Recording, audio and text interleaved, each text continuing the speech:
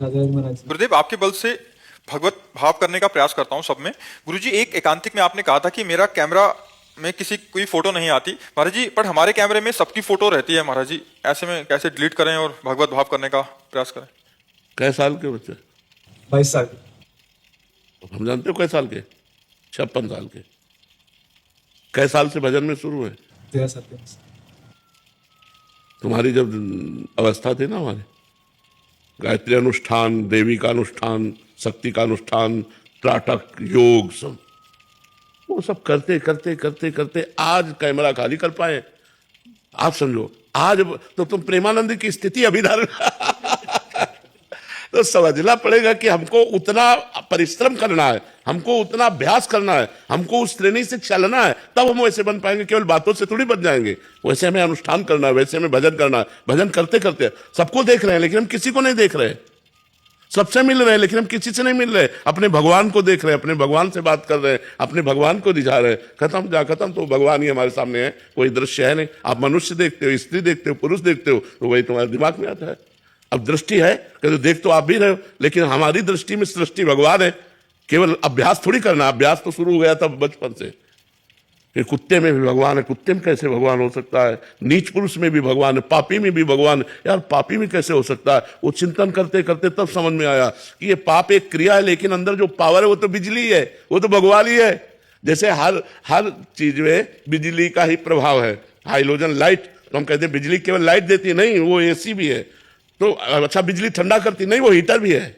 तो पापी, पुण्यात्मा, स्त्री, पुरुष, महात्मा, दुरात्मा, सब में वो पावर है। जो पावर को देखता है, कारण को देखता है, वही परमात्मा को देखता है। जो क्रियाओं को देखता है वो व्यक्ति को देखता है, और व्यक्ति को देखने वाला परमात्मा नहीं देख सकता, और परमात्मा को देखने वाला व्यक्ति नहीं देख सकता। तो यह अध्यात्म की ऊंचाई है। आप चढ़ो, नाम जप करो, अच्छे आचरण करो, भगवान की कृपा होगी, धीरे धीरे ज्ञान का विकास होगा, तब आप समझ पाओगे।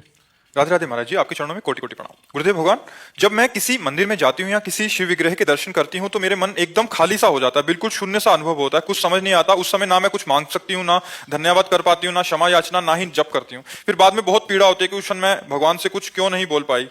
महाराज जी, ऐसे में ये क्या सही है या कुछ सुधार करें? एक हम ईंट पत्थर के बने हुए मकान में और श्री विग्रह विराजमान को हम भगवान मानते हैं, और चलते फिरते इन मंदिरों में श्री भगवान नहीं। तो मुझे लगता है कि अगर उन मंदिरों में हम भगवान को मानते हैं तो इन मंदिरों में भी भगवान है, पक्का है। वो तो चलता फिरता है, वो भगवान तो कृपा करके खड़ा है, केवल दर्शन दे रहा है। और ये भगवान तो बात भी करता है, ये भगवान खाता पीता भी है, ये भगवान गुस्सा भी करता है, ये भगवान हंसता भी है। हमको इन सब में भगवान को देखना चाहिए और नाम जप करना चाहिए। कुछ मांगना है जरूर, क्या मांगना है? वो सर्वज्ञ है। हम कर्तव्य कर्म करते हैं, वो हमको वैसा फल देगा। हमें मांगने मूंगने की क्या जरूरत है?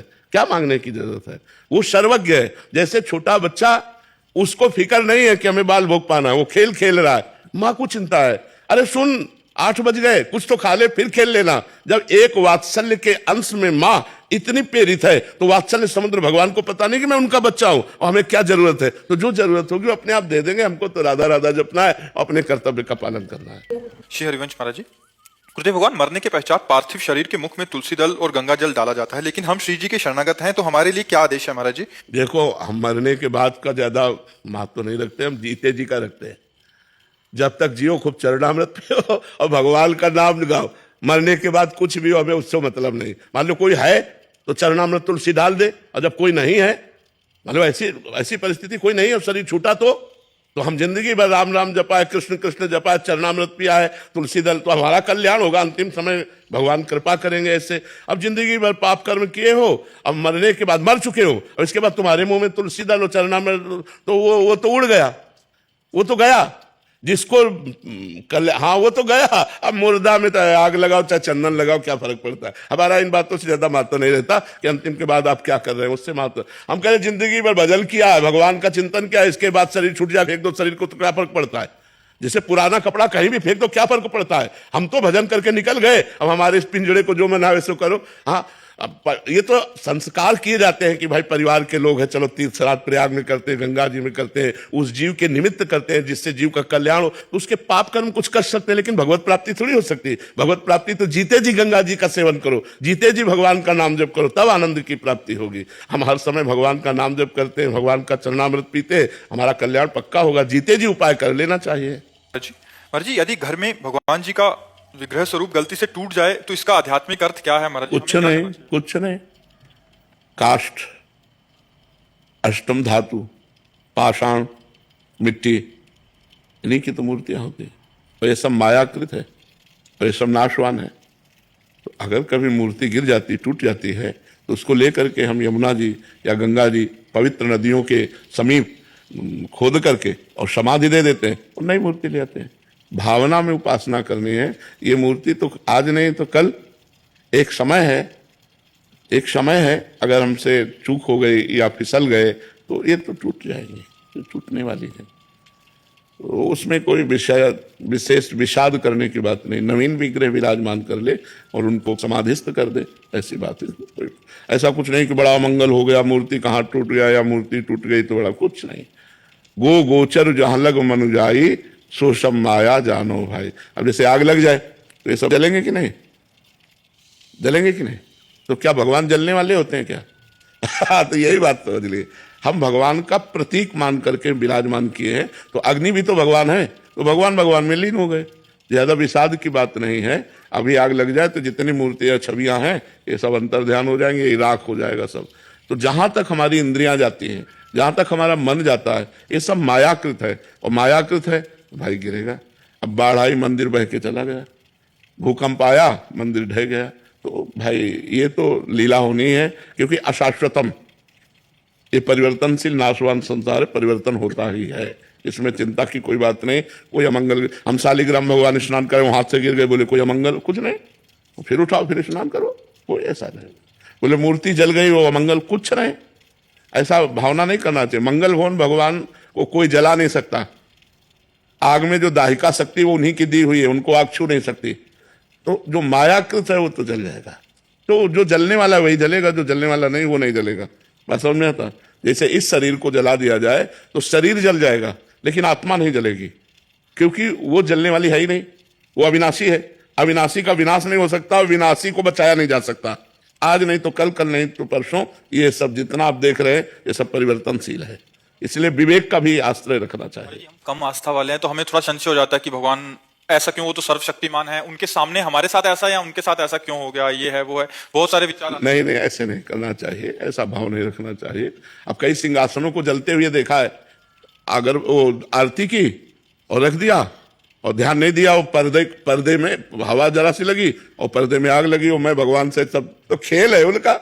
वो नया अपने को विराजमान करना चाहते हैं, अब नया पर्दा और नया ठाकुर विराजमान करो, आरती करो, पूजा करो भगवान को। तो कई बार बिजली का वो तार आपस में वो उस क्या तार से, हाँ उससे पूरा मंदिर का सब जल गया। ऐसे कई जगह ऐसे पाए जाते हैं। ऐसा भगवान अविनाशी हैं, उनको कोई विनाश कर नहीं सकता, और माया विनाशी है, इसको बचाया नहीं जा सकता। इसमें जो आप देख रहे हो हमारी भावना है कि हमारे भगवान है, नहीं तो कागज और रंग से आकृति भावनात्मक की गई है। तो इसमें भगवान है तो आग में भी तो भगवान है, इसलिए ज्यादा परेशान होने की जरूरत नहीं है। महाराज जी, हर कर्म चाहे वो अच्छे हों या बुरे, वो कर्म बंधन में ही बांधते हैं। तो इस 80 वर्ष के जीवन में प्रभु ने हमें जो रोल दिया वो हमने निष्ठा से पूर्ण किया, पर अंत में ज्ञात हुआ कि हमने जीवन में ये ध्यान रखना है कि हर कर्म बंधन कारक नहीं है।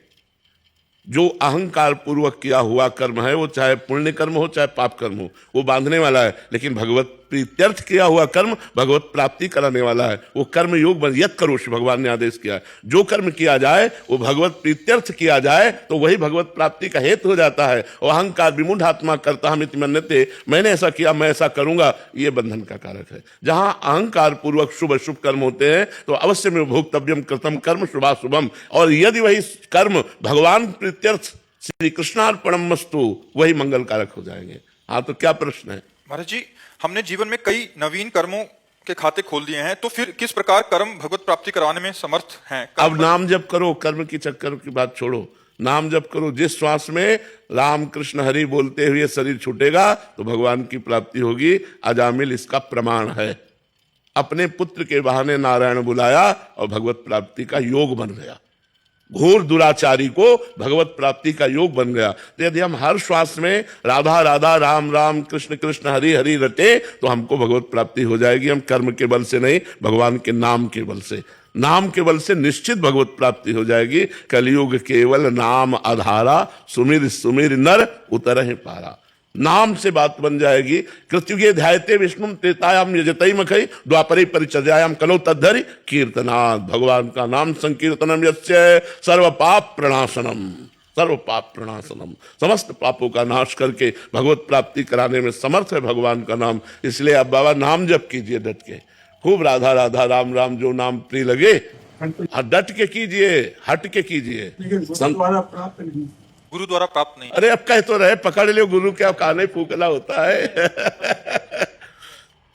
भाई संत के मुख से राम राम हरि हरि सुन लिया, यही तो गुरु मंत्र है।